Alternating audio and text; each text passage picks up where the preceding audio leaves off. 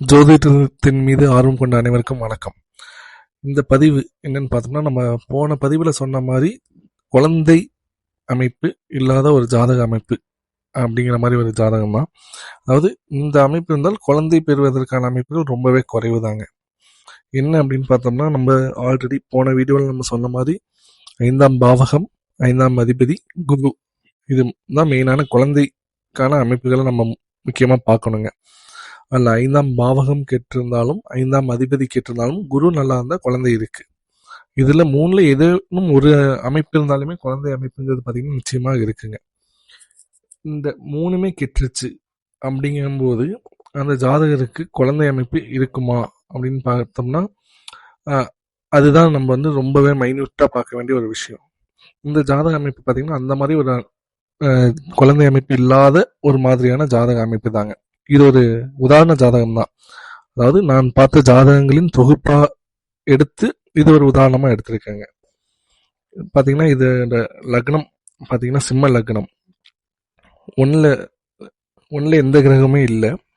2ல் செவ்வாய், 5ல் ராகு, 6ல் குரு, 8ல் புதன், 9ல் சுக்கிரன், 10ல் சூரியன் சந்திரன், 11ல் கேது, 12ல் சனி. இதுல நம்ம குறிப்பா பார்க்க வேண்டியது என்னன்னா குரு நீச்சம். இந்த ஜாதகம் அமாவாசை ஜாதகம். அதாவது சூரியனும் சந்திரனும் முன்னாகவே இருக்கு அப்படின்னா அமாவாசை ஜாதகம்.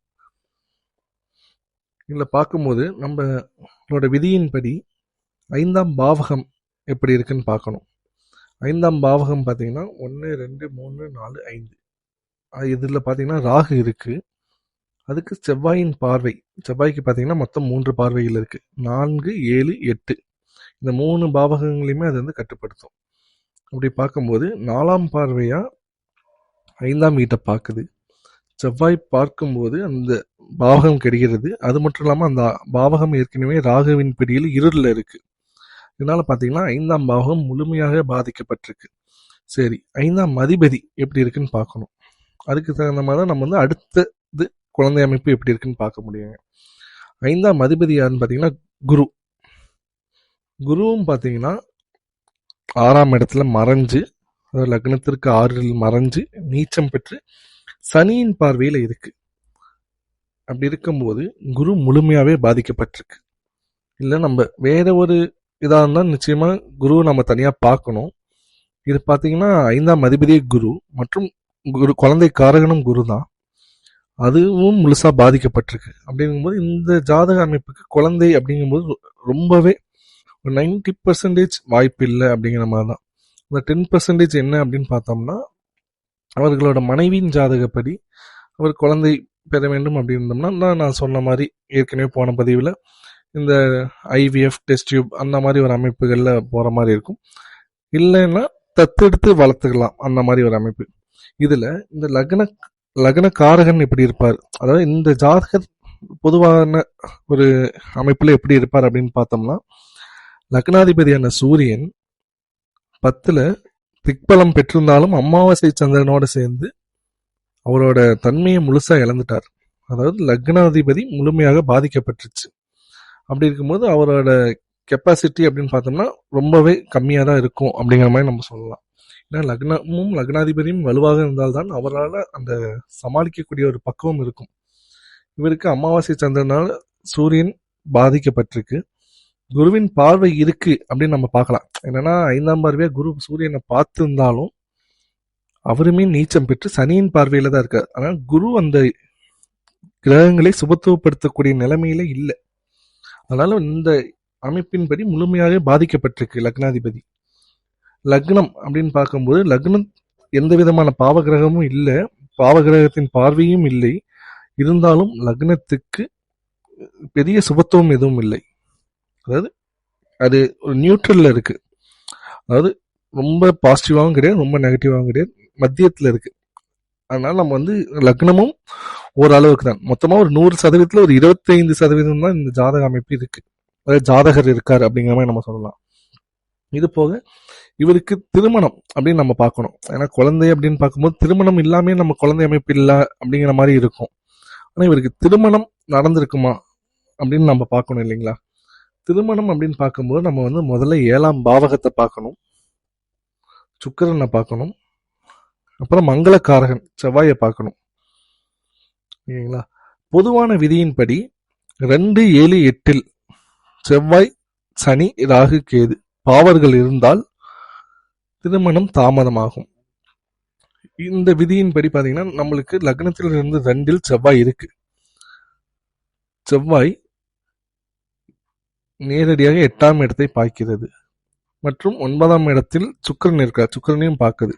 இதில் பார்க்கும்போது 2ஆம் இடம், 2ல இருந்தா ஏன் குடும்ப வாழ்க்கை தாமதம் அப்படின்னு நம்ம பார்த்தோம்னா 2 தான் குடும்பஸ்தானம், அதாவது தனம், வாக்கு, குடும்பம். இதோட பேஸ்மெண்ட்டே பார்த்தீங்கன்னா 2ஆம் இடம் தான். இந்த 2 செவ்வாய் இருக்கனால அவருக்கு நிச்சயமா குடும்ப வாழ்க்கை அப்படின்னு பார்த்தோம்னா தாமதமாக தான் கிடைக்கணும். இருந்தாலும் நிம்மதி இல்லாத ஒரு வாழ்க்கை அப்படிங்கிற மாதிரி ஒரு அமைப்பு தான். 2ஆம் பாவகம் பாதிக்கப்பட்டுருச்சு.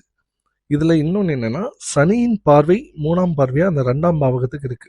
அதனால குடும்ப வாழ்க்கை அமைவதற்கான சூழ்நிலையே ரொம்ப கடினம். அமைந்தாலும் அது ஒரு நிம்மதி இல்லாத வாழ்க்கை அப்படிங்கிற மாதிரி தான் இதுல இருக்குங்க. இதுல என்னன்னா அடுத்தது திருமணம் அப்படின்னு பார்க்கும்போது 7ஆம் பாவகத்தை பார்க்கணும். அதாவது இது வந்து தாமத திருமணத்திற்கான விதிதான்.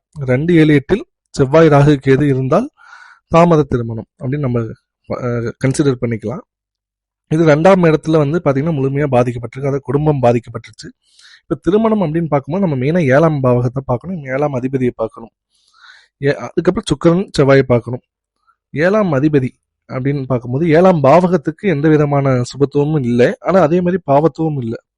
ஏன்னா எந்த விதமான சுபர்கள் பாவர்கள் அதுல கட்டுக்குள் வைக்கல, பார்வையோ அல்லது இருப்போ எதுவுமே கிடையாதுங்க.